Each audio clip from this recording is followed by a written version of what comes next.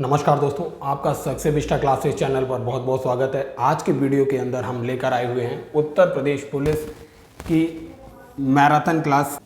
आज की marathon class के अंदर दोस्तों हम जीके का जितना भी पार्ट है, जो भी आपके यूपी पुलिस कांस्टेबल में पूछा जाता है, ए टू जेड सारा का सारा आज रिवाइज कराने वाले हैं।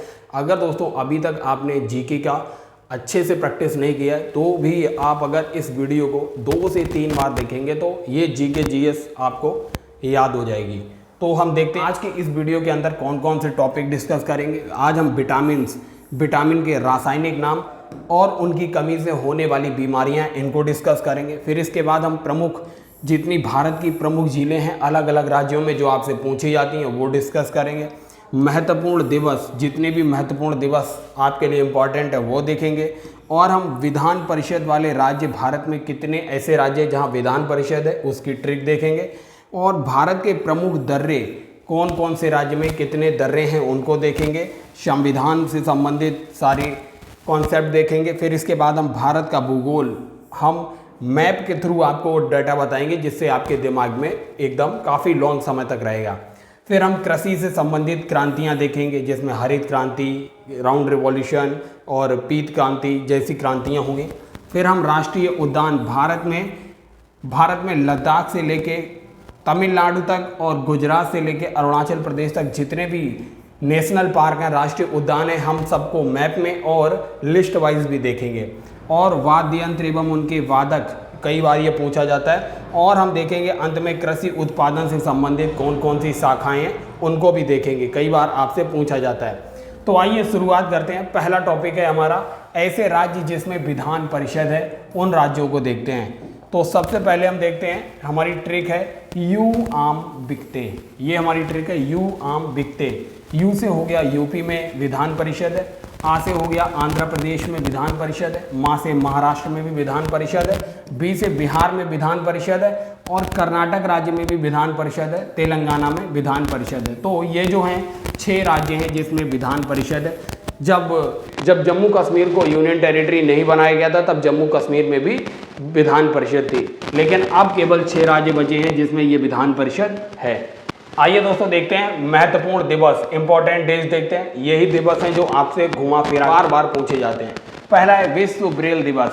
विश्व ब्रेल दिवस 2 जनवरी को मनाया जाता है। दूसरा है राष्ट्रीय प्रवासी दिवस, महात्मा गांधी भारत वापस लौट कर आते हैं 9 जनवरी को ये मनाया जाता है। विश्व हिंदी दिवस 10 जनवरी को मनाया जाता है, विश्व हिंदी दिवस। राष्ट्रीय युवा दिवस स्वामी विवेकानंद के जन्म दिवस पर। और भारतीय सेना दिवस जो है ये 15 जनवरी को मनाया जाता है। वहीं भारतीय वायुसेना दिवस जो है, वायुसेना का दिवस मनाया जाता है 8 अक्टूबर को। 8 अक्टूबर को भारतीय वायुसेना दिवस मनाया जाता है। राष्ट्रीय बालिका दिवस 24 जनवरी को राष्ट्रीय बालिका दिवस मनाया जाता है। वहीं राष्ट्रीय मतदाता दिवस जो है 25 जनवरी को मनाया जाता है, राष्ट्रीय मतदाता दिवस। विश्व कुष्ठ रोग दिवस 30 जनवरी को मनाया जाता है और 30 जनवरी को ही महात्मा गांधी का मरण दिवस भी मनाया जाता है। और अगला है राष्ट्रीय तटरक्षक दिवस, इंडियन कोस्ट गार्ड डे जो है ये मनाया जाता है 1 फरवरी को, राष्ट्रीय तटरक्षक दिवस।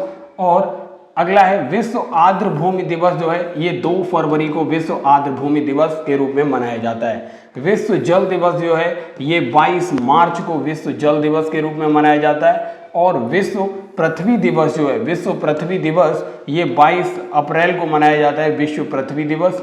और विश्व जैव विविधता दिवस जो है ये 22 मई को विश्व जैव विविधता दिवस मनाया जाता है। विश्व तंबाकू निषेध दिवस 31 मई को मनाया जाता है, विश्व तंबाकू निषेध दिवस। 1 मई को जो मनाया जाता है ये लेबर डे, मजदूर दिवस के रूप में मनाया जाता है 1 मई। और विश्व पर्यावरण दिवस 5 जून को मनाया जाता है, विश्व पर्यावरण दिवस। और विश्व रक्तदान दिवस 14 जून को मनाया जाता है, विश्व रक्तदान दिवस। वहीं विश्व जनसंख्या दिवस 11 जुलाई को विश्व जनसंख्या दिवस।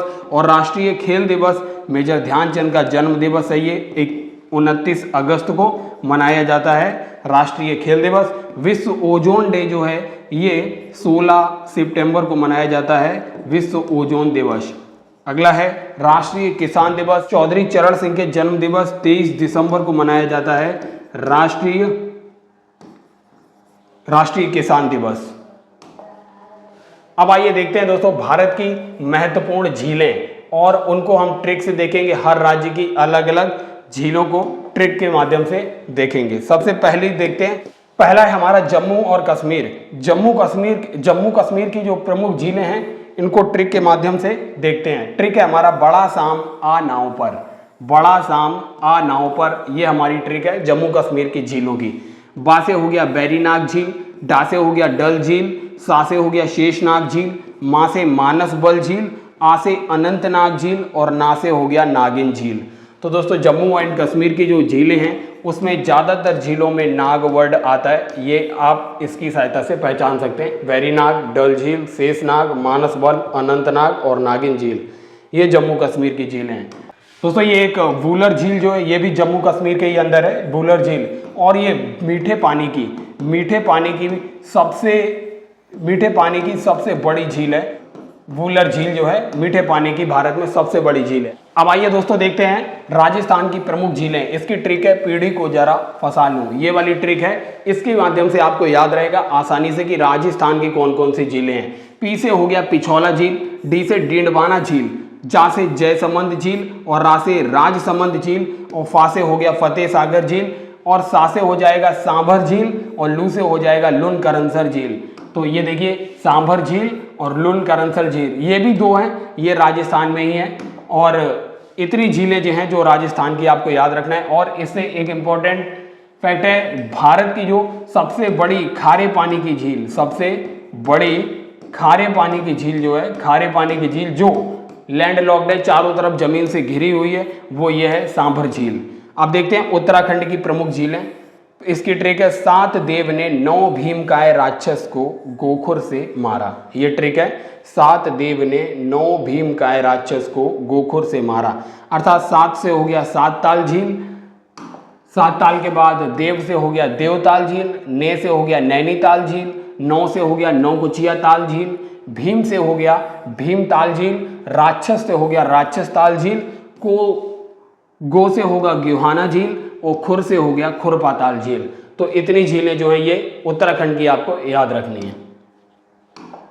अब आइए देखते हैं विविध मतलब मिसलेनियस झील देखते हैं, उसकी ये ट्रिक बनाई है जो अलग अलग राज्यों में है और जो कई बार आपसे पूछी गई है। जैसे चिव पुत लोम लोम बक हुआ। चिव से हो गया चिल्का झील, कहाँ पर है? ऊ से हो गया उड़ीसा में है और ये खारे पानी की सबसे बड़ी झील है चिल्का झील। अब है पुलिकट, पुत से हो गया पू से हो गया पुलिकट झील, ता से हो गया तमिलनाडु के अंदर है, लोम से हो गया लोनार झील, मा से महाराष्ट्र में है, अगले लो से हो गया लोकटक झील, ये मणिपुर के अंदर है। तो चिल्का झील उड़ीसा, पुलिकट तमिलनाडु, लोकटक मणिपुर और लोनार महाराष्ट्र और ये हो गया।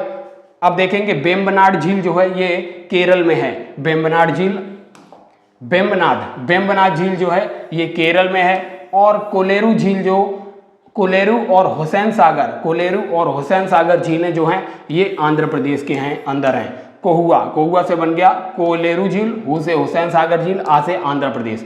अब आइए देखते हैं उत्पादन। विभिन्न कृषि की शाखाएं हैं जिसके उत्पादन को वैज्ञानिक नाम दिया गया है, उसको देखते हैं। जैसे रेशम कीट पालन को कहा जाता है सेरीकल्चर।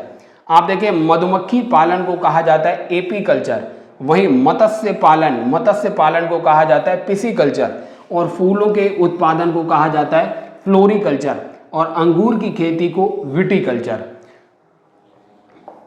और केचुआ के पालन को वर्मीकल्चर कहते हैं और फलों के उत्पादन को पोमोकल्चर, सब्जियों का उत्पादन ओलेरीकल्चर के नाम से जाना जाता है, बागवानी को हॉर्टिकल्चर के नाम से जानते हैं और हवा में पौधों को उगाना मतलब एरोपॉल्टिक और पानी में पौधों को उगाना मतलब हाइड्रोपोनिक्स हो गया और झाड़ियों की कृषि को आरवारीकल्चर के नाम से जानते हैं।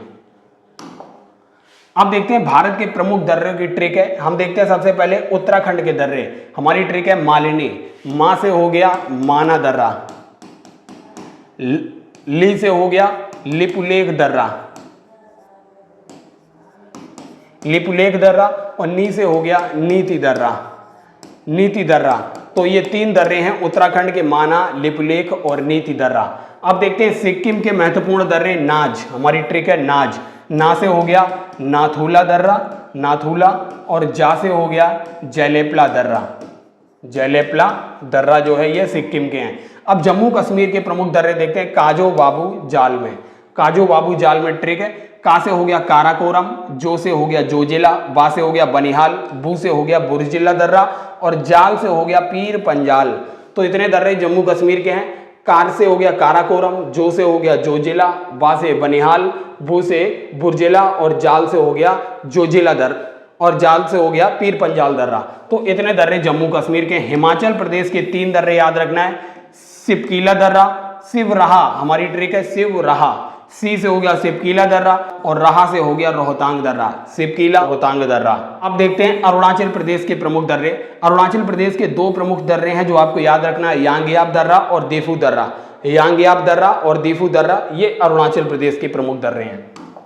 अब देखते हैं प्रमुख वाद्य यंत्र और उनके वादक। जैसे आपको दिख रहा है तबला, ये तबला वादक जो है प्रमुख जाकिर हुसैन, पंडित किशन महाराज, अल्लाह रखा खां, ये तीनों हैं। कई बार आपसे एग्जाम में घुमा फिरा के पूछे जाते हैं। जाकिर हुसैन, पंडित किशन महाराज और अल्लाह रखा खां तीनों तबला वादक हैं। अब हम देखते हैं सरोद वादक। प्रमुख सरोद वादकों के नाम में अमजद अली खान, अकबर अली और अलाउद्दीन खान, ये तीनों के तीनों जो हैं सरोद वादक हैं। अमजद अली, अकबर अली, अलाउद्दीन खान। अब आइए देखते हैं सितार वादक। महत्वपूर्ण सितार वादक में पंडित रविशंकर, पंडित विश्व मोहन भट्ट और विलायत खां, निखिल बनर्जी भी इसके महत्वपूर्ण हैं। सितार वादकों में निखिल बनर्जी जो हैं ये 4 महत्वपूर्ण हैं। सितार वादकों में पंडित रविशंकर, पंडित विश्व मोहन भट्ट और विलायत खां, ये 3 हो गए। चौथे हैं निखिल बनर्जी। अब देखते हैं आइए बांसुरी वादक। प्रमुख बांसुरी वादक में हरि प्रसाद चौरसिया और पन्नालाल घोष, ये प्रमुख बांसुरी वादक हैं, हरि प्रसाद चौरसिया और पन्नालाल घोष। अगला देखते हैं दोस्तों सहनाई वादक। प्रमुख सहनाई वादक में 2 महत्वपूर्ण नाम है, बिस्मिल्लाह खां और अली अहमद हुसैन। बिस्मिल्लाह खां और अली अहमद हुसैन 2 हैं प्रसिद्ध सहनाई वादक हैं। अब आइए देखते हैं संतूर वादक। प्रमुख संतूर वादकों में एक नाम महत्वपूर्ण है, ये मोस्ट इंपॉर्टेंट है, ये है शिव कुमार शर्मा। पंडित शिव कुमार शर्मा जो है प्रसिद्ध संतूर वादक हैं। इसके बाद देखते हैं अब हम देखते हैं प्रमुख विटामिन, उनके केमिकल नेम्स और इसके साथ साथ उनकी कमी से होने वाले प्रमुख रोग। अब आइए देखते हैं जो ये ट्रिक है। रत एक टॉफी है। रा से हो गया रेटिनॉल, था से थायामीन, ए से एस्कॉर्बिक एसिड, का से कैल्सीफेरॉल, टा से हो गया टोकोफेरॉल और फी से फिनोकिनोइन। तो ये जो है विटामिन के नाम है। रा से रेटिनॉल का मतलब हो गया विटामिन ए, था से थायामीन विटामिन बी, ए से एस्कॉर्बिक एसिड विटामिन सी, का से कैल्सीफेरॉल विटामिन डी, टा से टोकोफेरॉल विटामिन ई और फी से फिनोकिनोन विटामिन के। तो ये विटामिन के रासायनिक नाम है। अब देखते हैं रा से विटामिन ए का नाम है रेटिनॉल। इसकी कमी से होने वाला प्रमुख रोग है रतौंधी रोग, ये काफी बार पूछा गया है, तो याद रखिए रतौंधी रोग विटामिन ए की कमी से और इसका केमिकल नेम रेटिनॉल। अगला है विटामिन बी। विटामिन बी का रासायनिक नाम थायामीन और इसकी कमी से होने वाला रोग बेरी रोग है, कई बार पूछा गया है। विटामिन सी का रासायनिक नाम एस्कॉर्बिक एसिड और इसकी कमी से होने वाला जो रोग था स्कर्वी रोग। अब देखते हैं विटामिन डी। विटामिन डी का रासायनिक नाम कैल्सीफेरॉल था और इसकी कमी से होने वाला रोग जो है वो रिकेट्स जो होता है, हड्डियों का कमजोर होना, ये विटामिन डी की वजह से होता है। कैल्सीफेरॉल इसका रासायनिक नाम है। अब देखते हैं विटामिन ई। विटामिन ई का रासायनिक नाम टोकोफेरॉल था और इसकी कमी से कमजोरी अर्थात बांझपन जैसे रोग हो जाते हैं विटामिन ई की कमी से। अगला विटामिन का केमिकल नेम है फाइलोक्विनोन, ये जो विटामिन के का नाम है और इसकी कमी से जो रोग हो जाता है, रक्त का थक्का जमना बंद हो जाता है, इसकी कमी विटामिन के की वजह से। तो इतने जो विटामिन हैं आपको याद रखना है। एक विटामिन B12 है, इसका नाम है साइनोकोबालामिन। इस विटामिन B12 का रासायनिक नाम साइनोकोबालामिन, लेकिन इसमें कई बार पूछता है विटामिन B12 में कौन सी धातु पाई जाती है, तो कोबाल्ट धातु जो है विटामिन B12 में पाई जाती है। अब देखते हैं national park, important national park देखते हैं। सबसे पहले लद्दाख। लद्दाख के अंदर हेमिस नेशनल पार्क है। लद्दाख के अंदर हेमिस नेशनल पार्क है और भारत का सबसे बड़ा नेशनल पार्क जो है, सबसे बड़ा नेशनल पार्क है हेमिस नेशनल पार्क। आपको याद रखना है भारत का सबसे बड़ा नेशनल पार्क है और ये लद्दाख के अंदर है। हिमाचल प्रदेश के प्रमुख नेशनल पार्क में पिनवैली नेशनल पार्क, इंदिर किला नेशनल पार्क, खीर गंगा नेशनल पार्क और ग्रेट हिमालयन नेशनल पार्क है। इसके अलावा देखते हैं जम्मू और कश्मीर के अंदर कौन कौन से नेशनल पार्क हैं। Dachigam national park, Kishtwar national park और सलीम अली नेशनल पार्क। ये 3 महत्वपूर्ण नेशनल पार्क हैं, दाचिंगम, किश्तवाड़ और सलीम अली नेशनल पार्क। इसके अलावा उत्तराखंड के प्रमुख नेशनल पार्क हैं जिम कॉर्बेट नेशनल पार्क, इसका नाम बदलकर रामगंगा नदी के नाम पर रामगंगा नेशनल पार्क कर दिया गया है। और अगला है Nanda Devi national park, valley of flowers valley, फूलों की घाटी जो है, ये नेशनल पार्क उत्तराखंड का है। Rajaji national park, Gangotri national park और गोविंद पशु विहार नेशनल पार्क। इतने नेशनल पार्क हैं जो इंपॉर्टेंट है और ये कई बार पूछे गए हैं। अब देखते हैं अगला राज्य है हरियाणा। हरियाणा को याद रखिए कलुआ सुल्तान के नाम से, कलुआ से हो गया कलेश्वर नेशनल पार्क और सुल्तान से हो गया सुल्तानपुर नेशनल पार्क। ये 2 नेशनल पार्क जो हैं हरियाणा के हैं। राजस्थान के नेशनल पार्क कई बार पूछे गए हैं, Sariska tiger reserve national park, mount Abu national park, mount Abu जो कि पहाड़ियां अरावली से संबंधित हैं, ये अरावली की पहाड़ियां हैं। माउंट आबू नेशनल पार्क जो है ये राजस्थान के ही अंदर है। अगला है डिजर्ट नेशनल पार्क और Keoladeo national park, Ranthambore national park और मुकुंदरा हिल्स। इतने जो हैं राजस्थान के हैं। सरिस्का, माउंट आबू, डिजर्ट, केवलादेव, रणथंभौर और मुकुंदरा हिल्स राजस्थान के महत्वपूर्ण नेशनल पार्क हैं। अब देखते हैं अगले गुजरात के महत्वपूर्ण national park, Gir national park, black buck national park, Vansda national park और ये कच्छ की खाड़ी का जो नेशनल पार्क है रन ऑफ कच्छ, ये नेशनल पार्क। इतने नेशनल पार्क गुजरात में हैं। अब उत्तर प्रदेश का केवल एक नेशनल पार्क है जो बहुत महत्वपूर्ण है, दुधवा नेशनल पार्क। कई बार पूछा गया है यूपी पुलिस कांस्टेबल में, क्योंकि ये यूपी स्पेशल जीके का भी पार्ट है, इसलिए याद रखिए ये जो है लखीमपुर खीरी में पड़ता है, लखीमपुर खीरी, ये दुधवा नेशनल पार्क। अगला देखते हैं मध्य प्रदेश के महत्वपूर्ण नेशनल पार्क में कान्हा, माधव, बांधवगढ़, पेंच, पन्ना, संजय, सतपुड़ा। इतने नेशनल पार्क जो हैं ये मध्य प्रदेश के हैं। Kanha national park, Madhav national park, Bandhavgarh national park, Pench national park, Panna national park, Sanjay national park और सतपुड़ा नेशनल पार्क। और दोस्तों मध्य प्रदेश का एक बहुत महत्वपूर्ण और है वन विहार नेशनल पार्क जो है, वन विहार, ये नेशनल पार्क भी मध्य प्रदेश के अंदर ही है। अब देखते हैं झारखंड का एक नेशनल पार्क याद रखना है, वेतला नेशनल पार्क जो है ये झारखंड में है, वेतला। और बिहार का भी एक इंपॉर्टेंट है वाल्मीकि नेशनल पार्क, ये बिहार का है, कई बार पूछा गया है, वाल्मीकि नेशनल पार्क बिहार के अंदर है। उड़ीसा का जो 2 नेशनल पार्क हैं सिमलीपाल और भितरकनिका, शिमलीपाल और भितरकनिका नेशनल पार्क जो हैं ये उड़ीसा के महत्वपूर्ण नेशनल पार्क हैं। इसके अलावा असम के नेशनल पार्क मोस्ट इंपॉर्टेंट है, कई बार पूछे जाते हैं, काजीरंगा, नामेरी, मानस, डिब्रू साइखोवा और Orang. Kaziranga national park, Nameri national park, Manas national park, Dibru Saikhowa national park और औरंग नेशनल पार्क। इतने नेशनल पार्क जो हैं ये असम के महत्वपूर्ण हैं। अब है अगला राज्य अरुणाचल प्रदेश। अरुणाचल प्रदेश का एक बहुत महत्वपूर्ण नेशनल पार्क है नामदफा नेशनल पार्क, अरुणाचल प्रदेश का। मणिपुर का नेशनल पार्क है कैबुल लामजाओ नेशनल पार्क और ये फ्लोटिंग नेशनल पार्क है, भारत का एकमात्र फ्लोटिंग नेशनल पार्क है, तैरता हुआ नेशनल पार्क कैबुल लामजाओ मणिपुर के अंदर है। अब देखते हैं मेघालय। मेघालय के 2 नेशनल पार्क बहुत इंपॉर्टेंट हैं, बल्फक्रम नेशनल पार्क और दूसरा है नोक्रेक। बल्फक्रम नेशनल पार्क और नोक्रेक नेशनल पार्क ये मेघालय के हैं। नागालैंड का एक नेशनल पार्क है, ये यूपी में कभी कभी पूछा गया है, आप देखेंगे यूपी पीसीएस वगैरह में पूछा है, तो इसलिए यूपी पुलिस में भी चांस है इसके, क्योंकि नतांगकी नेशनल पार्क जो है ये नागालैंड का है और ये पूछा जा चुका है यूपी के एग्जाम में। सिक्किम का नेशनल पार्क जो है ये कंचनजंगा नेशनल पार्क जो है सिक्किम में। कंचनजंगा कुछ भी रिलेटेड हो आप वह सिक्किम के अंदर ही मिलेगा, क्योंकि कंचनजंगा ये पहाड़ियां जो हैं कंचनजंगा ही सिक्किम के अंदर हैं। इसलिए त्रिपुरा में आप देखेंगे क्लाउडेड लेपर्ड नेशनल पार्क जो पाया जाता है, clouded leopard national park.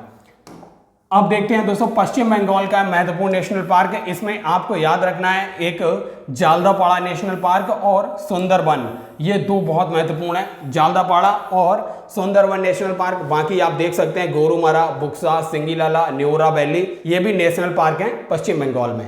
Telangana के अंदर आप देखेंगे मृगवानी नेशनल पार्क, कई बार पूछा गया है, मृगवानी नेशनल पार्क, महावीर हरिना वनस्थली नेशनल पार्क और कासु ब्रह्मानंद रेड्डी नेशनल पार्क, ये 2 इंपॉर्टेंट है, कासु ब्रह्मानंद रेड्डी नेशनल पार्क और मृगवानी नेशनल पार्क। इसके अलावा देखते हैं तमिलनाडु के अंदर मुदुमलाई नेशनल पार्क और गुंडी नेशनल पार्क, ये दो नेशनल पार्क महत्वपूर्ण है। महाराष्ट्र में संजय गांधी, नवेगांव और Chandoli national park, 3 national park हैं। Sanjay Gandhi national park, Navegaon national park और चंदोली नेशनल पार्क। अब इसके बाद देखते हैं छत्तीसगढ़ के गुरु घासीदास छत्तीसगढ़ के काफी महत्वपूर्ण पर्सन रहे हैं, इसलिए इन्हीं के नाम पे गुरु घासीदास नेशनल पार्क है। इंद्रावती नेशनल पार्क और कांगेर घाटी नेशनल पार्क, ये तीनों के तीनों छत्तीसगढ़ के अंदर ही हैं। अब देखते हैं आंध्र प्रदेश के महत्वपूर्ण national park, Venkateshwara national park और पापीकोंडा। वेंकटेश्वर और पापीकोंडा नेशनल पार्क आंध्र प्रदेश के अंदर है। अगला है अंडमान और निकोबार द्वीप समूह के महत्वपूर्ण national park, north button island. इसमें आप देखेंगे जिसमें आपको बटन मिलेगा ये नॉर्थ बटन मिलेगा, इसी में साउथ बटन भी है, साउथ बटन नेशनल पार्क और मिडिल बटन नेशनल पार्क जो है, ये तीनों के तीनों आप देखेंगे साउथ बटन और नॉर्थ बटन और मिडिल बटन, तीनों के तीनों अंडमान निकोबार द्वीप समूह में ही मिलेंगे। और सैंडल पीक, महात्मा गांधी, ये दोनों के दोनों कई बार पूछे गए। सैंडल पीक नेशनल पार्क और Mahatma Gandhi marine national park Andaman Nicobar द्वीप समूह के अंदर है। और Rani Jhansi Bai marine national park, ये भी अंडमान निकोबार द्वीप समूह के अंदर है। और कैंपेबल बॉय नेशनल पार्क। तो इतने नेशनल पार्क अंडमान के हैं, North Button, Saddle Peak, Mahatma Gandhi, Middle Button और Mount Harriet, South Button, Campbell Bay, Rani Jhansibai national park. इतने नेशनल पार्क जो हैं ये संबंधित हैं अंडमान निकोबार से। अब केरल के महत्वपूर्ण देखते हैं, Eravikulam national park, silent valley national park, कई बार पूछा गया साइलेंट वैली नेशनल पार्क, ये केरल में है। पेरियार नेशनल पार्क और अनामुदी 16, माथिकेतन 16 और पंबादुम 16। एक वर्ड पकड़िए 16 शब्द जो है आपको 16 शब्द जिस भी नेशनल पार्क के अंदर मिलेगा वो केरल के ही अंदर होगा। अनामुदी 16, मथिकेतम 16, पंबादुम 16, ये जो हैं केरल के ही अंदर हैं। साइलेंट वैली, एराविकुलम और पेरियार नेशनल पार्क, पेरियार तो संबंधित ही है केरल से, तो इतने नेशनल पार्क जो हैं केरल से संबंधित हैं। पहला हम देखते हैं इंपॉर्टेंट पार्ट्स, भाग देखते हैं। संविधान का पहला भाग जो है संघ एवं उसके राज्य क्षेत्रों के बारे में वर्णन करता है, संघ एवं उसके राज्य क्षेत्र। और संविधान का भाग 2 जो है वो नागरिकता से संबंधित प्रावधान करता है, नागरिकता। संविधान का भाग 3 जो है मौलिक अधिकारों की बात करता है, मौलिक अधिकार। संविधान का भाग 4 जो है राज्य के नीति निदेशक तत्वों के बारे में बात करता है, डीपीएसपी की बात करता है। भाग 5 जो है संघ के बारे में बात करता है। संघ में भी देखते हैं क्लासिफिकेशन क्या है, राष्ट्रपति के बारे में बात होती है संघ के, राष्ट्रपति के बाद उपराष्ट्रपति इसी भाग में आता है, उपराष्ट्रपति। उपराष्ट्रपति के बाद आप देखेंगे अटॉर्नी जनरल, महान्यायवादी भी आता है। फिर इसके बाद आप देखेंगे राज्यसभा, राज्यसभा भी इसी में आती है। लोकसभा भी भाग 5 का ही पार्ट है। संसद भी इसी का भाग है। और विधेयकों की चर्चा इसी में की गई है। विधेयक के बाद आप देखेंगे सुप्रीम कोर्ट ऑफ इंडिया के बारे में यही वर्णन किया गया है। तो इतने पार्ट हैं जो इस भाग 5 के अंतर्गत आते हैं। वही भाग 6 जो है राज्यों के बारे में वर्णन करता है। राज्य के अंदर राज्य की कार्यपालिका होगी, राज्यपाल होगा और विधान परिषद, विधायिका जो भी है सब कुछ भाग 6 के अंदर राज्यों के बारे में वर्णन किया गया है। भाग 8 जो है, भाग 8 में वर्णन किया गया यूनियन टेरिटरी, मतलब जो केंद्र शासित प्रदेश हैं उनके बारे में वर्णन है भाग 8 के अंदर। वहीं भाग 9 जो है, भाग 9 पंचायतों के बारे में वर्णन करता है। पंचायतें जो हैं भाग 9 का पार्ट है। इसमें भी 2 भाग हैं। 9 का जो है दोस्तों ये इसमें इसके अंतर्गत आती है नगर पालिकाएं, नगर पालिका भाग 9 का में आती है। वहीं 9 खा जो है, भाग 9 खा इसके अंतर्गत आती हैं सहकारी समितियां। सहकारी समितियों का वर्णन जो है भाग 9 खा के अंतर्गत किया गया है। भाग 10 जो है अनुसूचित और जनजाति, अनुसूचित क्षेत्र और जनजाति क्षेत्रों के बारे में वर्णन करता है, जनजाति क्षेत्र के बारे में वर्णन करता है भाग 10। वहीं देखेंगे आप भाग 15 जो है निर्वाचन आयोग से संबंधित है। भाग 15 निर्वाचन आयोग जो है इसी के अंतर्गत आता है। और भाग 17 जो है भाषा से संबंधित जो प्रावधान किए गए संविधान में वो भाग 17 में। भाग 18 में आपातकाल से संबंधित जो प्रावधान है, आपातकाल से संबंधित प्रावधान भाग 18 में। भाग 20 के अंतर्गत संविधान संशोधन बताया गया है, संविधान संशोधन। तो आइए एक बार देखते हैं। भाग 1 संघ एवं उसके राज्य क्षेत्रों का वर्णन है। भाग 2 में नागरिकता है। भाग 3 में मौलिक अधिकार।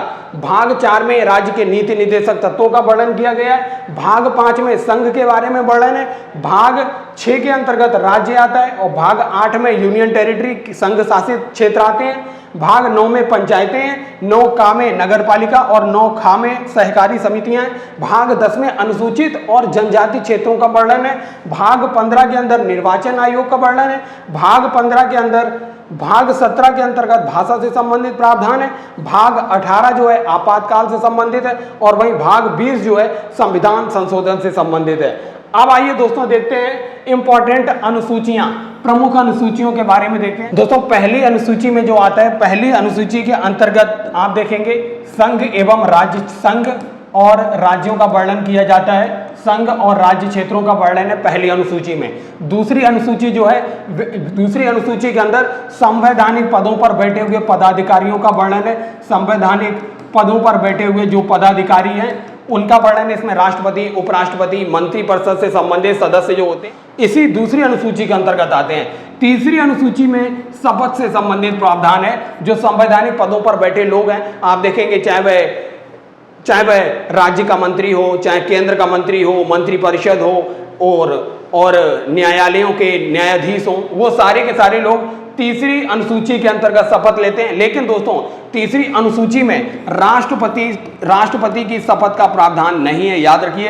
राष्ट्रपति की शपथ का प्रावधान संविधान के अनुच्छेद 60 में किया गया है। तीसरी अनुसूची में यह प्रावधान नहीं किया गया। बाकी सभी संवैधानिक पदों पर बैठे लोगों की शपथ का प्रोविजन करता है तीसरी अनुसूची।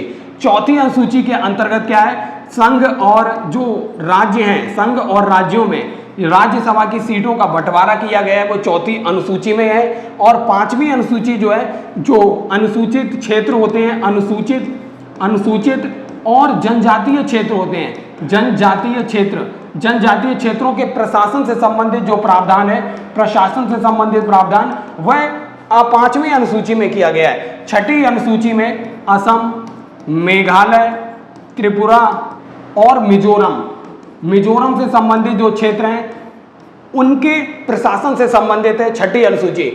जो सातवीं अनुसूची है, सातवीं अनुसूची के अंतर्गत केंद्र और राज्यों के बीच जो कार्य है उनका बंटवारा किया गया है। इसके अंतर्गत 3 भागों में ये सूचियों को डिवाइड किया गया है। संघ सूची, इसमें दोस्तों इन विषयों पर केंद्र कानून बना सकता है। फिर दूसरी अनुसूची जो है राज्य की अनुसूची है, इसमें राज्य कानून बना सकता है। तीसरी अनुसूची है समवर्ती सूची। समवर्ती सूची जो है इसमें केंद्र और राज्य दोनों कानून बना सकते हैं। इसके बाद 8वीं अनुसूची में भाषा से संबंधित प्रावधान किया गया है। 9वीं अनुसूची जो है भूमि सुधार से संबंधित है। भूमि सुधार दोस्तों, जब भारत का संविधान बना था तब भारत के संविधान में आप देखेंगे केवल 8 अनुसूचियां थी, 8 अनुसूचियां। लेकिन आप देखेंगे 1951 के अंतर्गत पहला भूमि सुधार संबंधी जब संविधान संशोधन किया गया तो 9वीं अनुसूची को जोड़ा गया जिसमें भूमि सुधार से संबंधित प्रावधान थे। 10वीं अनुसूची है जो 10वीं अनुसूची ये 52वें संविधान संशोधन के द्वारा 1985 में जोड़ी जाती है। 11वीं अनुसूची जो है 73वें संविधान संशोधन के द्वारा 1993 में पंचायतों से संबंधित प्रावधान है। इसमें दोस्तों पंचायतों के लिए जो 29 विषय हैं वो इसी में दिए गए हैं। और 12वीं अनुसूची जो है ये नगर पालिकाओं से संबंधित है। नगर पालिका, इसमें नगर पालिका से संबंधित जो कार्यों की सूची है, 18 कार्यों की सूची का वर्णन 12वीं अनुसूची के अंतर्गत किया है। तो दोस्तों इतनी अनुसूचियां आपको पढ़ना है। भारतीय राष्ट्रीय कांग्रेस का गठन देखते हैं। सबसे पहले भारतीय राष्ट्रीय कांग्रेस के संस्थापक कौन थे? भारतीय राष्ट्रीय कांग्रेस की स्थापना 1885 ईस्वी में एयो ह्यूम जो एक अंग्रेज रिटायर्ड ऑफिसर थे इनके द्वारा की गई। तो संस्थापक कौन थे? एयो ह्यूम। भारतीय राष्ट्रीय कांग्रेस की स्थापना कब की गई? 1885 ईस्वी को की गई। भारतीय राष्ट्रीय कांग्रेस का प्रथम अधिवेशन कहां आयोजित हुआ? बंबई के ग्वालियर टैंक में आयोजित हुआ था और कॉलेज का नाम था, संस्कृत कॉलेज था ये, तेजपाल संस्कृत कॉलेज के अंदर बंबई के ग्वालियर टैंक में ये आयोजित हुआ था पहला कांग्रेस का अधिवेशन। भारतीय राष्ट्रीय कांग्रेस के प्रथम अध्यक्ष कौन थे? तो डब्ल्यू.सी. बनर्जी जो थे, व्योमेश चंद्र बनर्जी भारतीय राष्ट्रीय कांग्रेस के प्रथम अध्यक्ष थे। भारतीय राष्ट्रीय कांग्रेस का प्राचीन नाम क्या था? तो भारतीय राष्ट्रीय संघ के नाम से यह जाना जाता था। भारतीय राष्ट्रीय संघ इसका नाम था। आप देखते हैं भारतीय राष्ट्रीय कांग्रेस का नामकरण का श्रेय किसे दिया जाता है? तो दादा भाई नौरोजी ने इसका नाम भारतीय राष्ट्रीय कांग्रेस रखा। आप देखते हैं अगला क्वेश्चन। दोस्तों, भारतीय राष्ट्रीय कांग्रेस के गठन के समय वायसराय कौन था? तो कांग्रेस को कई क्रांतिकारियों ने डफरिन के दिमाग की उपज भी बताया, तो इससे याद रखिए डफरिन जो था, डफरिन ये वायसराय था भारतीय राष्ट्रीय कांग्रेस के गठन के समय। भारतीय राष्ट्रीय कांग्रेस के प्रथम सम्मेलन में कितने सदस्यों ने भाग लिया था? तो 72 सदस्यों ने भाग लिया था। अगला क्वेश्चन है, भारतीय राष्ट्रीय कांग्रेस के प्रथम मुस्लिम अध्यक्ष कौन थे? बदरुद्दीन तैयब। बदरुद्दीन तैयब जो थे, बदरुद्दीन तैयब पहले मुस्लिम अध्यक्ष थे। अब देखते हैं भारतीय राष्ट्रीय कांग्रेस के प्रथम पारसी अध्यक्ष कौन थे? तो दादा भाई नौरोजी। दादा भाई नौरोजी जो थे ये पहले पारसी अध्यक्ष थे। भारतीय राष्ट्रीय कांग्रेस के प्रथम अंग्रेज अध्यक्ष कौन थे? तो जॉर्ज यूल। जॉर्ज यूल जो थे ये प्रथम अंग्रेज अध्यक्ष थे। अब देखते हैं भारतीय राष्ट्रीय कांग्रेस के किस अधिवेशन में सर्वप्रथम राष्ट्रीय गीत गाया गया? तो रहमतुल्लाह सयानी की अध्यक्षता में 1896 ईस्वी में यह अधिवेशन कोलकाता के अंदर हुआ था, जिसमें सबसे पहले वंदे मातरम राष्ट्रीय गीत गाया गया। भारतीय राष्ट्रीय कांग्रेस के कौन से अधिवेशन में सर्वप्रथम राष्ट्रगान गाया गया? तो दोस्तों ये भी 1911 को कोलकाता में ही हुआ था अधिवेशन, जिसमें सर्वप्रथम राष्ट्रगान गाया गया।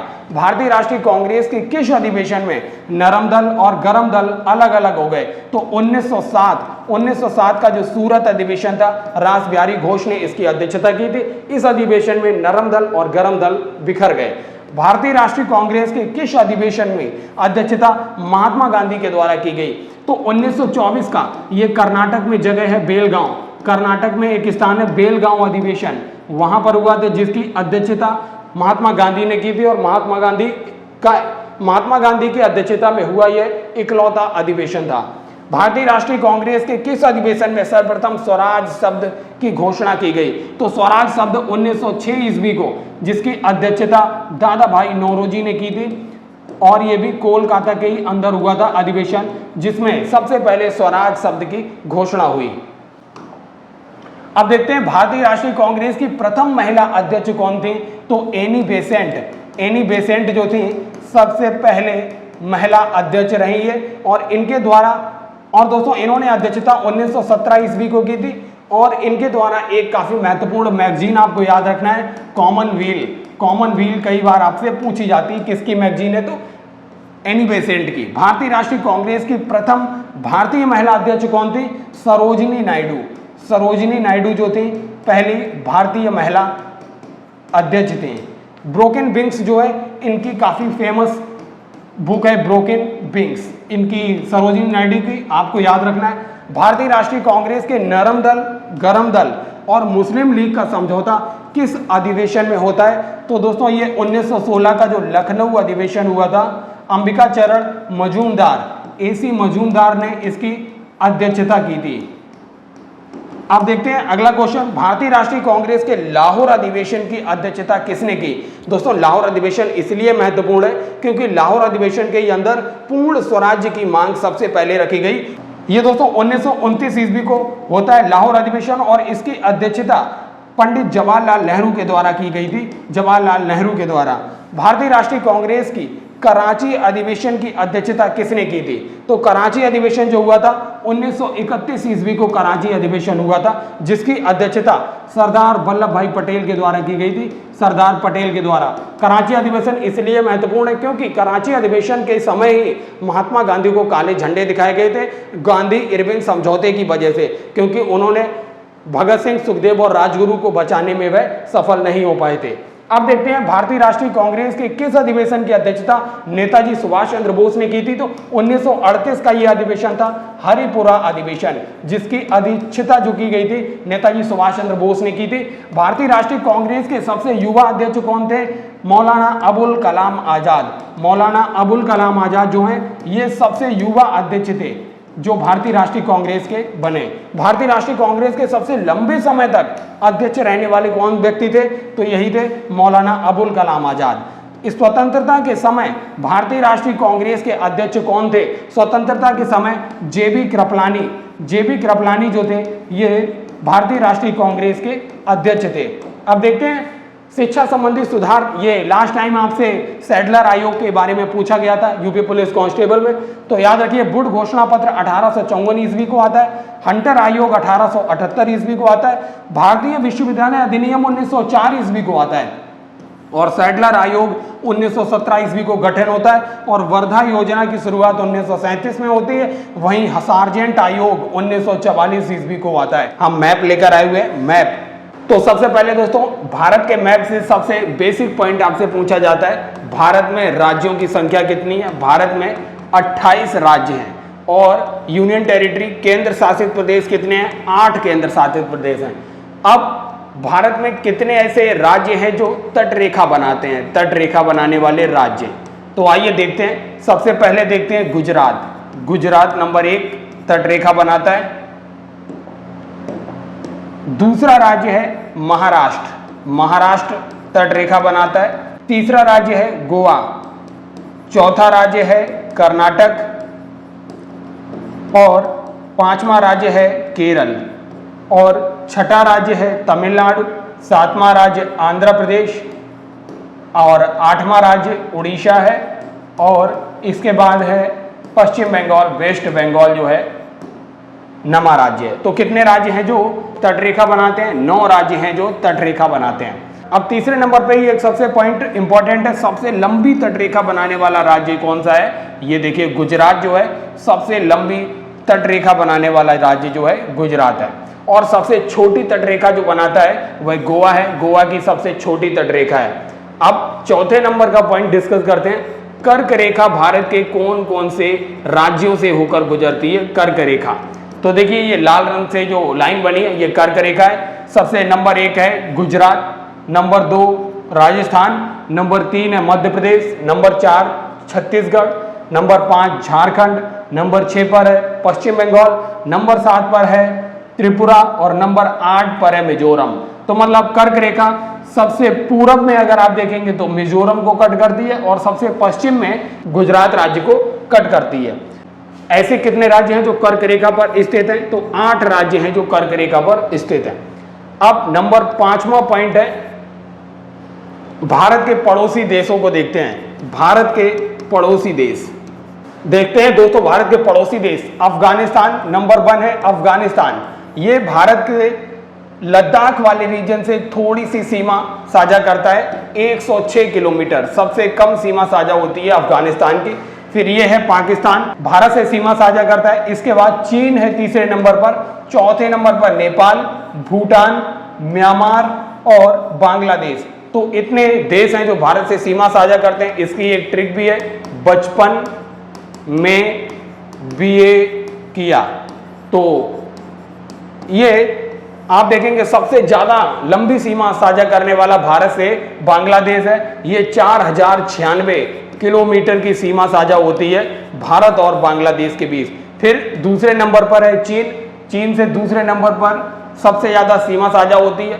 फिर है पाकिस्तान, फिर है नेपाल, फिर बाद में है म्यांमार, फिर भूटान और सबसे छोटी सीमा साझा होती है अफगानिस्तान के साथ। अब आइए दोस्तों देखते हैं कौन कौन से देश भारत के किस किस राज्य को टच करते हैं। सबसे पहले देखते हैं पाकिस्तान। पाकिस्तान देखिए लद्दाख से सीमा साझा करता है, जम्मू कश्मीर से सीमा साझा करता है, पंजाब से करता है, राजस्थान से करता है और गुजरात से करता है। तो इतने राज्यों से सीमा साझा होती है पाकिस्तान की। अफगानिस्तान जो है केवल लद्दाख से सीमा साझा करता है, लद्दाख से। और इधर नेपाल जो है, नेपाल उत्तराखंड से सीमा साझा करता है, उत्तर प्रदेश, बिहार, वेस्ट बंगाल और सिक्किम इतने राज्यों से सीमा साझा करता है नेपाल। वहीं आप देखेंगे चीन जो है लद्दाख, हिमाचल प्रदेश, उत्तराखंड, इधर सिक्किम और अरुणाचल प्रदेश, इतने राज्यों से सीमा साझा करता है चीन। वहीं आप देखेंगे म्यांमार जो है, म्यांमार, अरुणाचल प्रदेश, नागालैंड, मणिपुर, मिजोरम, इतने राज्यों से सीमा साझा करता है म्यांमार। और बांग्लादेश जो है वेस्ट बंगाल, असम, मेघालय और त्रिपुरा, त्रिपुरा जो है तीनों ओर से बांग्लादेश से घिरा हुआ है। तो ये इतने देश हैं जो भारत के विभिन्न राज्यों से सीमा साझा करते हैं। अब आइए दोस्तों देखते हैं भारत के जो मेजर पोर्ट्स हैं। मेजर पोर्ट से कई क्वेश्चन पूछे जाते हैं। ये है पश्चिमी तट पर स्थित मेजर पोर्ट और ये है पूर्वी तट पर स्थित मेजर पोर्ट। सबसे पहले देखते हैं पारादीप, उड़ीसा के अंदर है पारादीप पोर्ट। फिर इसके बाद विशाखापट्टनम पोर्ट जो है ये आंध्र प्रदेश में है। एन्नौर पोर्ट, सबसे ज्यादा पोर्ट जो है तमिलनाडु के अंदर है। एन्नौर पोर्ट, चेन्नई पोर्ट और तूतीकोरिन पोर्ट, तो 3 पोर्ट जो है तमिलनाडु में है। और पोर्ट ब्लेयर अंडमान और निकोबार में है पोर्ट ब्लेयर पोर्ट। तो ये है पूर्वी तट पर स्थित पोर्ट। पश्चिमी तट पर स्थित पोर्ट जो है कांडला पोर्ट गुजरात में है। मुंबई पोर्ट जो महाराष्ट्र के अंदर है। और जवाहरलाल नेहरू पोर्ट ट्रस्ट, इसको नवाशेरा के नाम से भी जानते हैं, नवाशेरा, ये जो है महाराष्ट्र के अंदर है। और मर्मागोवा पोर्ट जो है ये गोवा के अंदर है। और मंगलौर पोर्ट जो है कर्नाटक में है। वही कोची पोर्ट जो है, कोचीन पोर्ट केरल के अंदर है। अब आइए दोस्तों देखते हैं कुछ महत्वपूर्ण नदियां हैं जो आपके एग्जाम में पूछी जाती हैं, उनकी सहायक नदियों के बारे में देखते हैं। गंगा, गंगा की सहायक, गंगा जो है गंगोत्री हिमनद से निकलती है, गंगोत्री हिमनद से। गंगा की जो सहायक नदियां यमुना, रामगंगा, घाघरा, गंडक, कोसी, सोन और महानंदा, इतनी महत्वपूर्ण नदियां हैं जो आपसे पूछता है। और गंगा की एक डिस्ट्रीब्यूटरी वितरिका भी है जिसको हुगली के नाम से जानते हैं। ये कोलकाता शहर जो है वो हुगली नदी के ही किनारे है। अब दोस्तों देखते हैं सिंधु की सहायक नदियां झेलम, रावी, सतलज, ब्यास, चिनाब। अब दक्षिण भारत की ये 3 महत्वपूर्ण नदियां हैं जिससे क्वेश्चन पूछे जाते हैं कि इनकी सहायक नदियां कौन सी हैं। गोदावरी की सहायक नदियां प्रवरा, पूर्णा, मंजरा, वर्धा, प्राणहिता, जिसमें पैनगंगा, बेनगंगा और वर्धा, ये तीनों नदी की संयुक्त धारा जो है गोदावरी से मिल जाती है। वहीं इंद्रावती, मनेर और सबरी, ये 3 इंपॉर्टेंट और हैं जो गोदावरी की सहायक नदियां हैं। और बूढ़ी गंगा के नाम से भी जाना जाता है, इसको बूढ़ी गंगा के नाम से गोदावरी को ही जाना जाता है। और दक्षिण भारत की सबसे लंबी नदी है गोदावरी। अब देखते हैं कावेरी, दक्षिण की गंगा के नाम से इसे जाना जाता है कावेरी। और यह ब्रह्मगिरी पर्वत से निकलती है, ब्रह्मगिरी पर्वत से इसका उद्गम है कावेरी का। इसकी सहायक नदियां हैं अर्कावती, हेमावती, लक्ष्मण तीर्थ, सिमसा, काविनी और भवानी, इतनी कावेरी नदियों की सहायक नदियां याद करनी है। कृष्णा नदी, कृष्णा नदी जो है ये दक्षिण भारत में महाबलेश्वर की पहाड़ियों से निकलती है, महाबलेश्वर की पहाड़ियों से निकलती है कृष्णा नदी। और ये तुंगभद्रा, मालप्रभा, कोयना, भीमा, घाटप्रभा, यरला, वरना, विंदी, मूसी और दूध गंगा, इतनी इसकी सहायक नदियां हैं कृष्णा की। अब आइए दोस्तों देखते हैं भारत का क्षेत्रफल। भारत का जो क्षेत्रफल है 32,87,263 वर्ग किलोमीटर जो है भारत का क्षेत्रफल है। और भारत का भौगोलिक विस्तार, सबसे पहले हम अक्षांशीय विस्तार देखते हैं। अक्षांशीय विस्तार में 8 डिग्री 4 मिनट से लेके 37 डिग्री 6 मिनट तक जो है भारत का अक्षांशीय विस्तार है। वहीं देशांतरीय विस्तार की अगर बात करें तो 67 डिग्री 6 मिनट से लेके 97 डिग्री 25 मिनट 97 डिग्री 25 मिनट तक जो है भारत का देशांतरीय विस्तार है।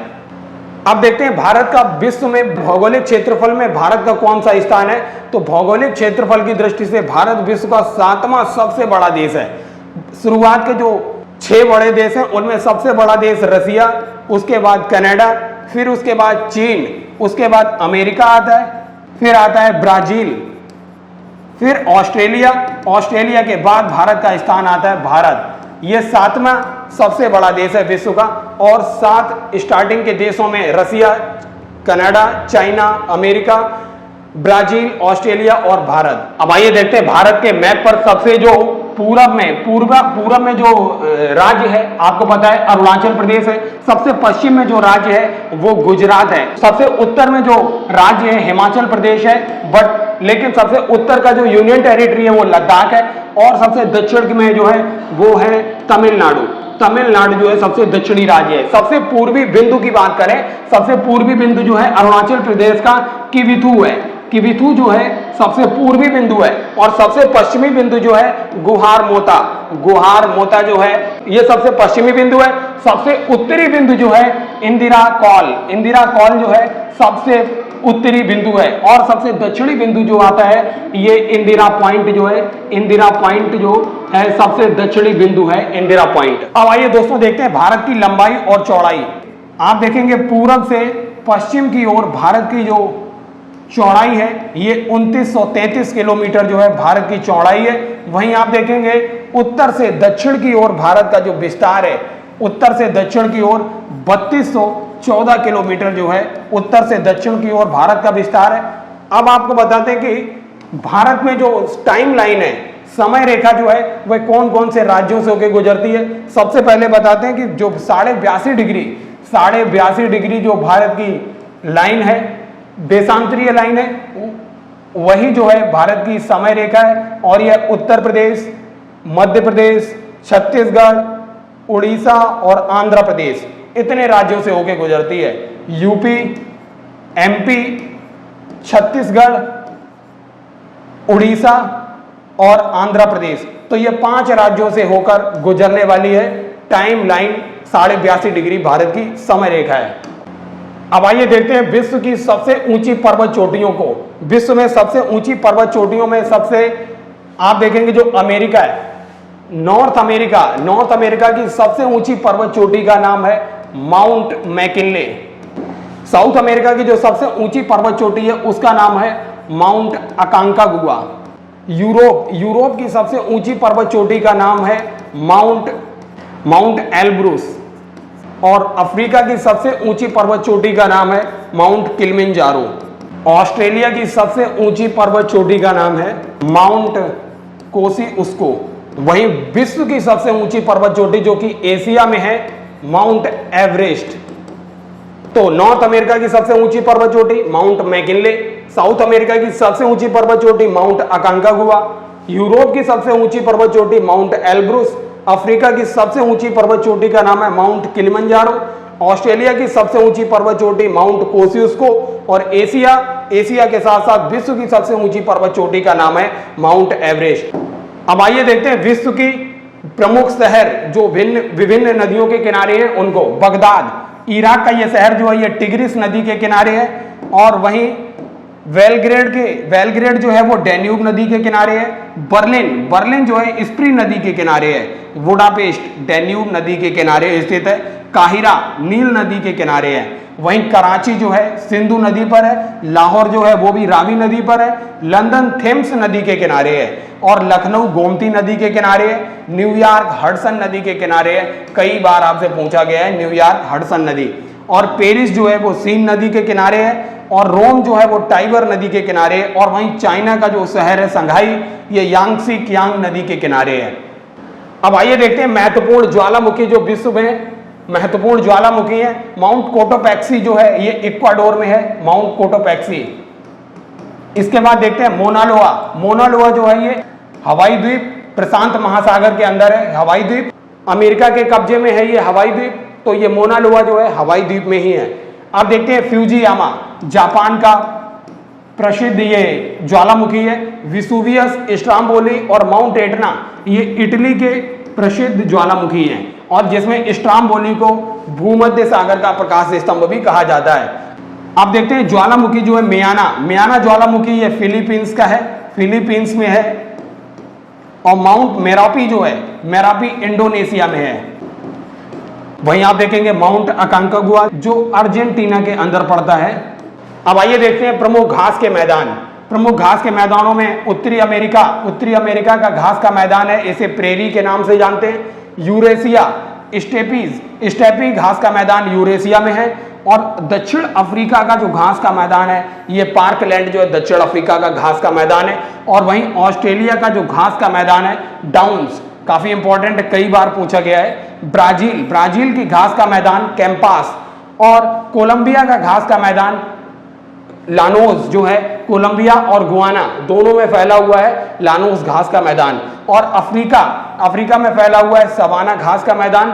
और अर्जेंटीना का काफी महत्वपूर्ण है ये पंपास, मोस्ट इंपॉर्टेंट है ये पंपास घास का मैदान अर्जेंटीना में फैला हुआ है। दक्षिण अफ्रीका का एक और इंपॉर्टेंट है, पार्कलैंड के अलावा जो वेल्ड है, वेल्ड घास का मैदान भी दक्षिण अफ्रीका के अंदर है।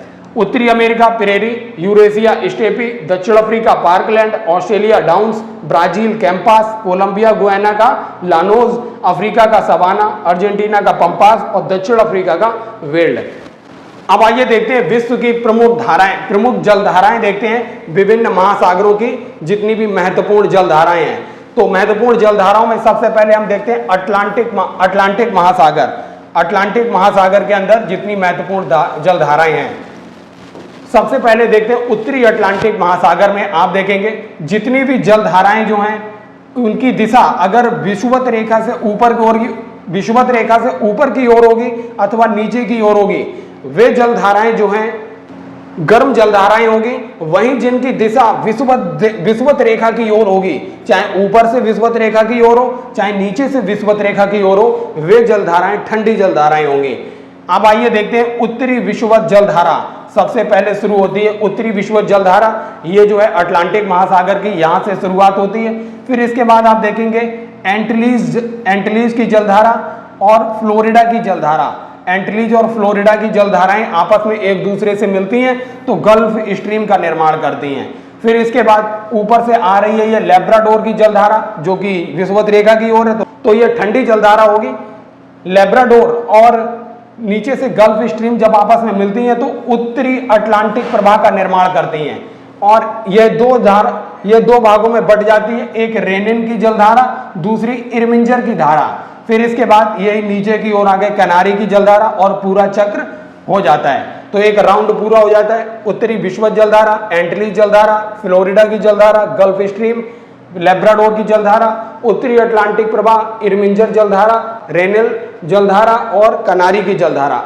आप देखते हैं दक्षिणी अटलांटिक प्रवाह में कौन कौन सी जलधाराएं हैं। दक्षिणी विषुवत जलधारा, इसके बाद ब्राजील की जलधारा और फॉकलैंड की जलधारा, दक्षिणी अटलांटिक प्रवाह और बेंगुएला की जलधारा।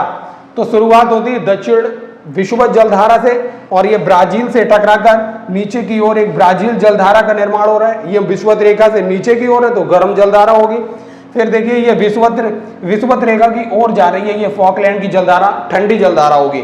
दोनों मिलती हैं और दक्षिण अटलांटिक प्रवाह का निर्माण करती हैं। ये जलधारा जो है विषुवत रेखा की ओर है तो ठंडी जलधारा होगी और यहाँ पर जाकर ये चक्र पूरा होता है। तो इतनी जलधाराएं आपको अटलांटिक महासागर से याद करनी है।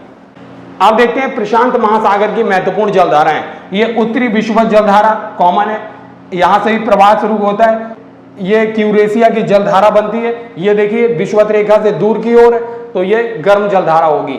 ये और ऊपर से आ रही है ओयोसीओ की जलधारा, प्रशांत महासागर की मोस्ट इंपॉर्टेंट जलधारा, कई बार पूछी गई है। अब ये विषुवत रेखा की ओर है तो ठंडी जलधारा होगी। उत्तरी सुसीमा जलधारा और ओयोसीओ जलधारा आपस में मिलकर उत्तरी प्रशांत प्रवाह का निर्माण करते हैं। फिर ऊपर से क्यूराइल की जलधारा आकर इसमें मिल जाती है। फिर ये जो है एक भाग इसका अलास्का जलधारा की ओर चला जाता है, दूसरा भाग कैलिफोर्निया जलधारा की ओर नीचे की ओर आ जाता है। ये देखिए विषुवत रेखा की ओर इसका प्रवाह है तो ठंडी जलधारा होगी। अब देखते हैं दक्षिणी प्रशांत महासागर की जलधाराएं। सबसे पहले दक्षिण विषुवत जलधारा से शुरुआत हुई। फिर ये पूर्वी ऑस्ट्रेलिया, ये ऑस्ट्रेलिया महाद्वीप है, इसके पूर्व में है तो पूर्वी ऑस्ट्रेलिया जलधारा बनती है और ये विषुवत रेखा से दूर की ओर है तो गर्म जलधारा है और दक्षिणी प्रशांत प्रवाह बनता है। और फिर इसके बाद पेरू हम्बोल्ट की जलधारा, ये देखिए विषुवत रेखा की ओर इसका दिशा है तो ये ठंडी जलधारा होगी। इतनी जलधाराएं जो हैं ये प्रशांत महासागर से पूछी जाती हैं। अब देखते हैं सबसे अंत में हिंद महासागर की प्रमुख जलधाराएं देखते हैं। सबसे पहले दक्षिणी विषुवत जलधारा शुरुआत होती है। फिर इसके बाद ये इस द्वीप से टकराकर ये अगुलहास जलधारा और मोजाम्बिक जलधारा दो पार्ट में टूट जाती है। अब जो ये जलधाराएं हैं दो पार्ट में टूटने के बाद आप देखेंगे पश्चिमी ऑस्ट्रेलिया जलधारा प्रवाह निर्मित हो रहा है और इसकी दिशा जो है विषुवत रेखा की ओर है, इसलिए ये ठंडी जलधारा होगी और इनकी दिशा जो है विषुवत रेखा से दूर की ओर है। दोनों की दोनों अगुलहास जलधारा और मोजाम्बिक जलधारा विषुवत रेखा से दूर की ओर है, गर्म जलधाराएं होंगी और ये हिंद महासागर की जलधाराएं हैं। तो हिंद महासागर से 3 जलधाराएं पूछी जाती हैं, अगुलहास, मोजाम्बिक दोनों गर्म जलधाराएं हैं और पश्चिमी ऑस्ट्रेलियाई प्रवाह जो है ये ठंडी जलधारा है। तो दोस्तों भारत और विश्व के मैप से आपसे इतने इंपॉर्टेंट क्वेश्चंस पूछे जाते हैं।